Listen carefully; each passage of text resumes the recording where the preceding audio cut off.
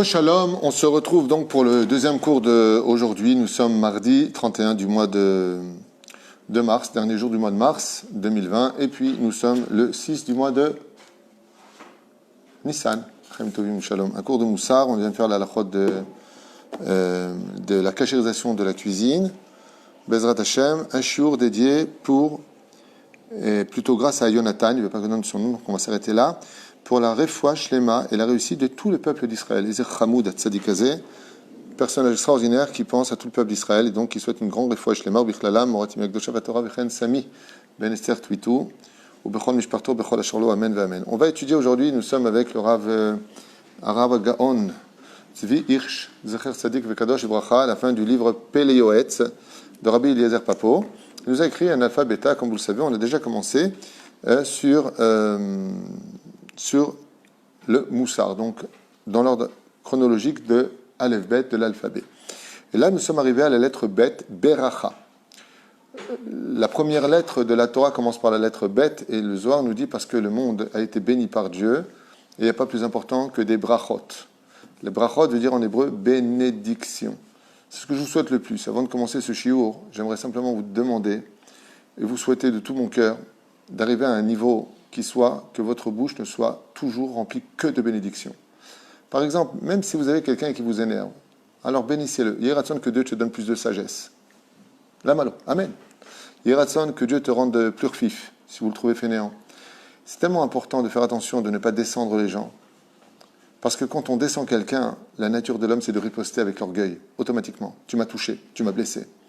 D'où l'importance de ne pas descendre les gens avec l'aide d'Hachem. C'est pas évident, parce que des fois on est énervé. Aval, vraiment d'être toujours celui qui relève l'autre. Yératson, que Dieu me donne la patience de supporter ta façon de te conduire. Je t'ai pas descendu, c'est moi qui manque de patience. Donc je vais me bénir à moi, que Dieu me donne la force et la patience de te supporter, d'avoir toujours une parole positive et non négative. Pourquoi le monde a-t-il commencé par le mot bénédiction, Beracha, Bereshit, c'est la lettre bête, parce que le Créateur du monde veut que le monde réussisse. Et le monde arrivera à son apogée et à la volonté divine parce qu'il a été créé par la lettre bête, la bracha. Quand on a la bracha dans ce monde, on a tout. Mieux vaut avoir peu de choses avec beaucoup de bénédictions d'Hachem qu'énormément de choses sans bracha d'Hachem, chas beshalom. Ce qui n'a pas de bracha ne continue pas, ce qui n'a pas de bracha n'existe pas, ce qui n'a pas de bracha ne donne pas de joie. Ce sont des illusions. Et la reine, une fois qu'on a expliqué cela, il est impératif de suivre cette ligne de conduite, de ne jamais sortir une mauvaise parole de nos bouches.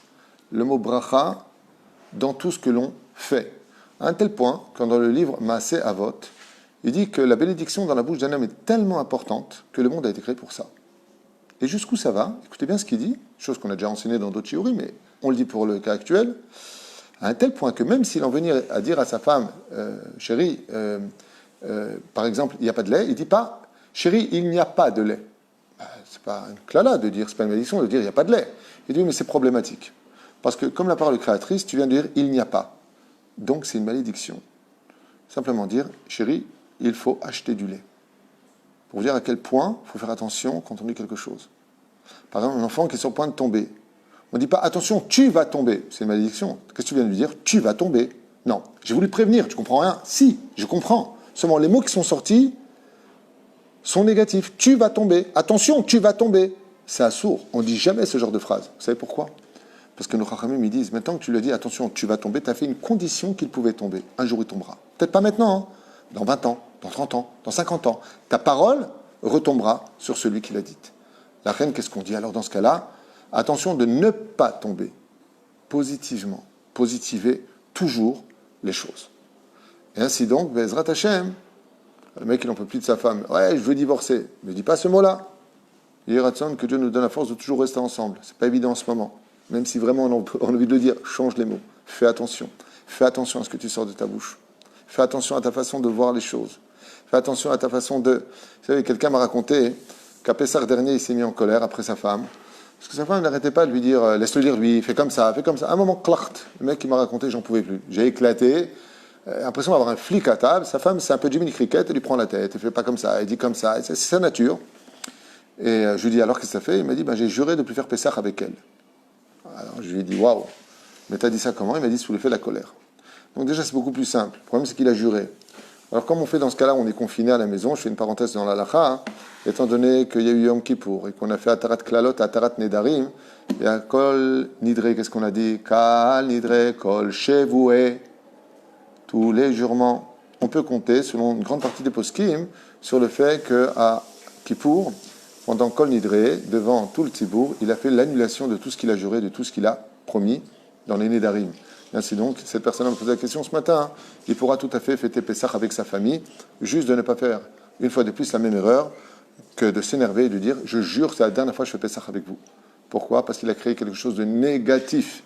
Et cela peut l'emmener un jour à se retrouver isolé et ne pas faire Pessah avec sa famille parce qu'il a mal parlé à ce moment-là. Zéperoucha d'abord. Voilà, on commence le shiur pour 20 minutes, une fois que Bezrat Hashem, on comprendra bien la valeur des bénédictions. Le roi David lui-même a eu une période de pandémie, et pour tout son pays seulement, puisque tous les jours mouraient 100 jeunes, comme ça nous dit la Gemara. Je me rappelle la Gemara aussi dans Shmuel Bet, que, si je me rappelle bien, c'est Shmuel Bet, que tous les jours mouraient des soldats, 100 soldats. Et donc il fallait trouver une solution, et la Ségoula, le remède était que tous les enfants d'Israël devaient faire par jour 100 bénédictions. De là, vous apprendrez que la bénédiction est une ségoula très connue pour cesser une pandémie. C'est-à-dire que si on peut, Bezrat Hashem, avoir de belles paroles les uns pour les autres, la bénédiction, ça ne veut pas simplement dire Baruch Ata Hashem Elokeinu melech haolam borei peri ha'etz. Mais si on peut avoir, pendant cette période-là, un très grand remède, c'est d'avoir des bénédictions les uns pour les autres. Que l'homme il bénisse sa femme elle bénisse son mari, que le bénisse les enfants, ils se bénissent. Mamash, ne prenez pas ces paroles à la légère. Écoutez bien ce que je vous dis, c'est important. Moi, j'ai rien à gagner, c'est pour vous que je dis ça. Parce que nous, on se bénit ici dans cette maison, grâce à Dieu. Il n'y a ni cri, ni larmes, ni pleurs. Baruch Hashem, ici, il n'y a que d'abracha. Et la reine, c'est vraiment pour vous que je dis ça, avec l'aide d'Hachem, qui est des brachot. Mea brachot be'om. Mea brachot, c'est mea chouz. Mea chouz beseder. Tu as toujours besoin de voir les défauts de l'autre. On devrait se concentrer pendant des périodes difficiles sur les qualités de l'autre et oublier les défauts un court moment. En tout cas. Bracha ezer me'od etem. Millet des brachot, Bezrat Hashem, de bien faire attention aux bénédictions. Donc là, on retournera dans les bénédictions, ce que l'on prononce sur le fait de voir un éclair, entendre le tonnerre, manger un fruit, manger hamotzelech minaretz, faire un etilat yadayim, boire un verre d'eau, faire très attention. Les brachad, bithelou l'himou, dans la crainte et dans l'amour. Quand on fait une bracha, il nous dit ici, il faut avoir deux qualités. La crainte de bien prononcer, de savoir ce qu'on va dire comme bénédiction, ou l'himou, et avec amour. Pas avec habitude et pas pour se débarrasser d'une obligation. Madev shar, au maximum de ce que chacun peut faire. Obeyoter brachot aneinin. Et où est-ce qu'on doit faire particulièrement attention? Dans les bénédictions où notre palais profite de quelque chose. Donc quand on consomme quelque chose, le Rab nous dit ici, faites très attention de béhémet faire une bracha, parce qu'en réalité, le principal, quand tu vas manger par exemple une pomme, boreperi ha'et, ou tu vas manger une banane ou un melon, boreperi ha'adama, ok? Il dit le principal, c'est pas ce que tu vas manger, hein, parce que tu aurais pu t'en passer dans l'absolu. Alors pourquoi tu vas le manger? Pour dire la bénédiction. Si Dieu t'a donné envie de manger quelque chose, toi tu crois que le principal c'est le fruit et le secondaire c'est la bénédiction. Ainsi que le Rav te dit exactement le contraire. C'est la bracha qui est le plus important et c'est le fruit qui est le secondaire. C'est parce que tu fais une bracha que tu vas manger le fruit. C'est pas parce que tu vas manger le fruit que tu fais une bracha. C'est le contraire. Mais la reine, en général, si tu mets beaucoup de temps pour manger ton fruit et que tu mets une seconde pour faire ta bracha, fais le contraire. Prends bien ton temps pour dire la bracha et mange ton fruit en 2 secondes. C'est plutôt comme ça qu'on doit voir les choses. Car quand une personne fait la bracha de façon mezoulzelet, non dignement, non comme il le faut, donc avec le bout des lèvres, sans bien prononcer chaque mot, et vous savez comment c'est une bracha, Baruch Ata Hashem, on s'arrête, même s'il n'y a personne. Elokeinu melech haolam, on s'arrête. Borei peri ha'etz, point. C'est ça? On ne dit pas Baruch Ata Hashem, Elokeinu melech haolam, borei peri ha'etz. Mamash lo. Baruch Ata Hashem, Elokeinu melech haolam, on parle du roi. Borei peri ha'etz. Et là, on mange tranquillement. Quand on est en train de parler avec quelqu'un, comment on fait? C'est des fois tu parles, puis tu as envie de prendre une pomme, tu as envie de boire un verre d'eau. Tu dis, excuse-moi un instant. Baruch Ata Hashem, Elokeinu melech haolam, she'akol nira bidvaro. Et tu bois. המאכל מטמטם את ליבו ומשכח עבודת השם יתברך ומחטיאו חס ושלום. Car la nourriture a une force extraordinaire, c'est qu'elle fait partie des tahavot, des envies. Et la nourriture, quand elle est mal consommée, quand elle n'est pas mangée avec intelligence, avec sagesse, rend le cœur de l'homme débile, comme ça il dit ici. Et peut même l'emmener très facilement à la faute. Comment tu peux voir une personne, si elle est bien élevée ou pas, si elle a des rachemé ou pas? ni quand elle prie, ni quand elle étudie, ni dans son savoir. Tu la regardes quand elle mange et tu sauras qui il est. Comme ça disent les Chachamim. C'est pour cela. Ici, les Chachamim nous disent, fais attention de ne pas baser aucune personne. Tu ne sais jamais à qui tu parles, tu ne sais jamais avec qui tu as affaire, tel que tu parles avec quelqu'un qui est beaucoup plus puissant que toi, beaucoup plus fort que toi. Ne sois pas mésalzel, ne sois pas celui qui le dénigre, qui le défend. Adraba, lechol davar shafel, imtsa eze ma'ala tova. Et si Akadosh Baruch Hu nous dit ça, il dit pourquoi?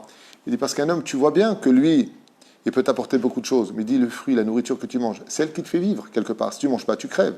Donc tu vois bien que cette nourriture, elle a besoin aussi d'être respectée. Comment tu respectes de la nourriture?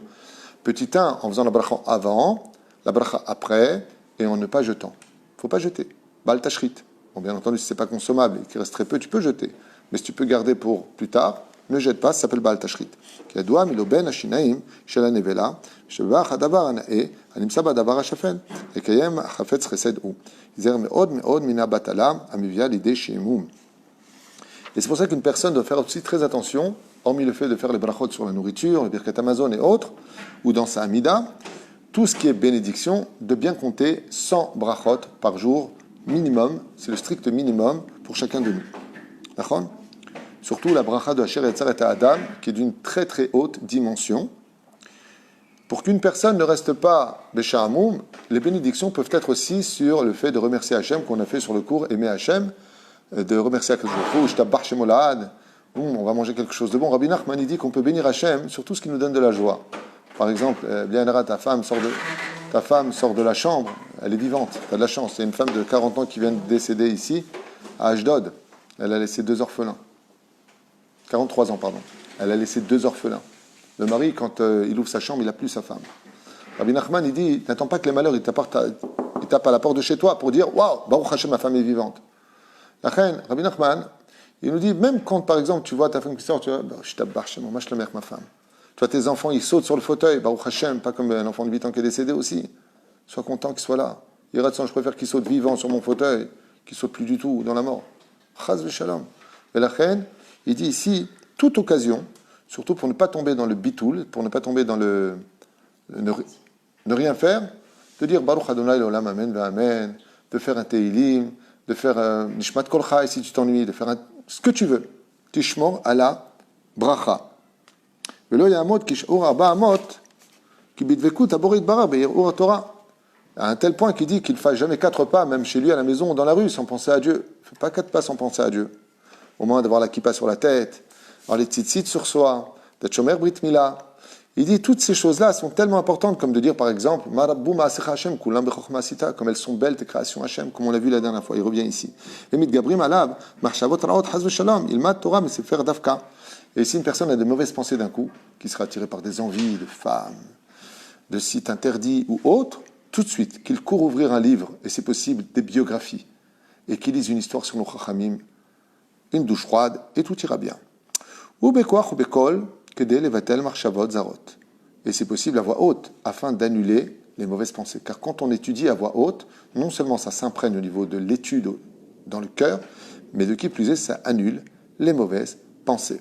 Voilà, on vient de finir ce char du Rav, d'ailleurs que je vais noter, puisque maintenant, le prochain, ce sera sur la Gmilut Chasadim. Est-ce que tu peux dire un mot sur la vulgarité, les mots vulgaires? C'est un rapport ou ça sera un autre cours? Non, ce serait un autre cours, mais on peut dire, Bevadaï, que la vulgarité est très très grave pour 2 choses. C'est-à-dire que je vais vous expliquer en 2 mots pourquoi la vulgarité est si grave. La colère et la vulgarité. Le 121e Télim nous dit que Dieu n'est que l'ombre de ce que nous sommes. Ça veut dire que Dieu se comporte avec nous comme nous on se comporte dans notre société. Tu veux du bien, fais du bien. À un tel point que le Créateur du monde nous dit, quand ça ne va pas dans ta vie, au niveau du mazal, va vite voir ta famille et vois à qui tu as fait du mal. Vois avec qui ça ne va pas. C'est là. Encore une fois, je sais que je le répète constamment, mais je sais de quoi je parle. Je ne parle pas de gens qui ont des pathologies psychologiques. Je ne parle pas de ces gens-là. Je parle des gens normaux. C'est-à-dire, parce qu'avec les pervers narcissiques et autres, de toute façon, quoi que tu fasses, quoi que tu demandes pardon, tu seras toujours fautif, et ce sont des gens qui ne se remettent jamais en question. Mais je parle des gens normaux. Pourquoi? Parce que ta relation avec l'homme ne sera que le reflet que Dieu aura vis-à-vis de toi. C'est-à-dire, donc quand tu es vulgaire, ne t'étonne pas d'avoir une vie qui t'amène à la vulgarité, de tomber sur des gens vulgaires, de tomber sur des gens qui vont t'amoindrir. Pourquoi? Parce que toi-même, tu ne fais pas les choses comme il faut à la maison. Mais la vulgarité comprend plusieurs défauts. La première, c'est que c'est un interdit bichlal de nos chachamim. La vulgarité est strictement interdite, ce qu'on appelle nivulpe. La deuxième chose, celui qui a du nivulpe, écoutez bien, comme ça vous le saurez, ses prières ne sont pas entendues. Celui qui dit les mots mal élevés, il se met en colère, fils de machin, t'es qu'une ceci, t'es qu'un cela. Quand il prie à Kadosh Baruch Hu, Dieu lui dit, tu sens très mauvais de la bouche, même pas t'écouter tellement tu pues, parce que sa bouche, elle est aussi sale que des toilettes. Troisième chose, que vous ne savez peut-être pas, mais que vous devriez peut-être entendre une fois pour toutes, ça vous ferait peut-être du bien, c'est que la vulgarité ouvre les portes des dimensions parallèles. Ça veut dire que ça invite les démons à rentrer dans votre vie, et les démons, quand ils rentrent, ils n'ont aucune rahmanout, aucune pitié, ils vous pourrissent le mazal, la parnassa, la santé, tout ce qui va avec. Ils peuvent même détruire un couple jusqu'à divorcer, à cause de la vulgarité.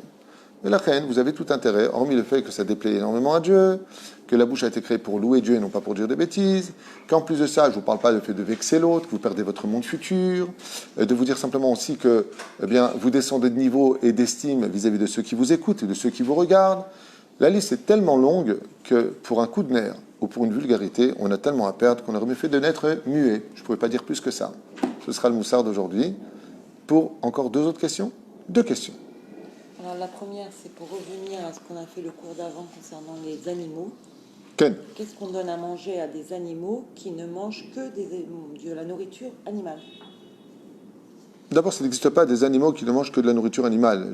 C'est un sujet que je connais bien. J'ai eu des animaux, j'ai eu des poissons, j'ai eu des singes, j'ai eu des chiens, j'ai eu des chats. J'ai eu énormément d'animaux dans ma vie, j'adorais ça. J'ai eu des lapins, j'ai tout.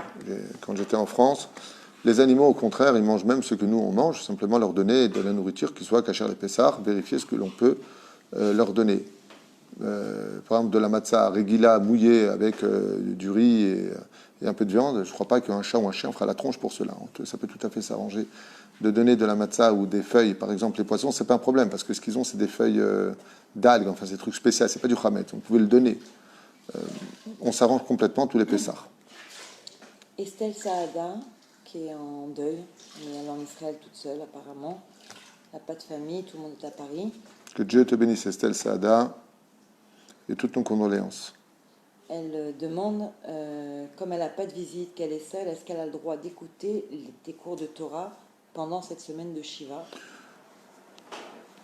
Une personne en deuil durant les 7 jours de deuil, d'abord j'ai entendu qu'il y aurait des rabbinim qui auraient dit qu'on n'est pas en deuil si une personne est morte de la pandémie, je ne sais pas d'où ça sort, j'ai revérifié ce sujet-là, aucun rav posek halakha. Quand je parle de rabbinim, je n'appelle pas des rabbinim standards, j'appelle des poskim, des gens qui sont diplômés d'État, réputés d'un très haut niveau.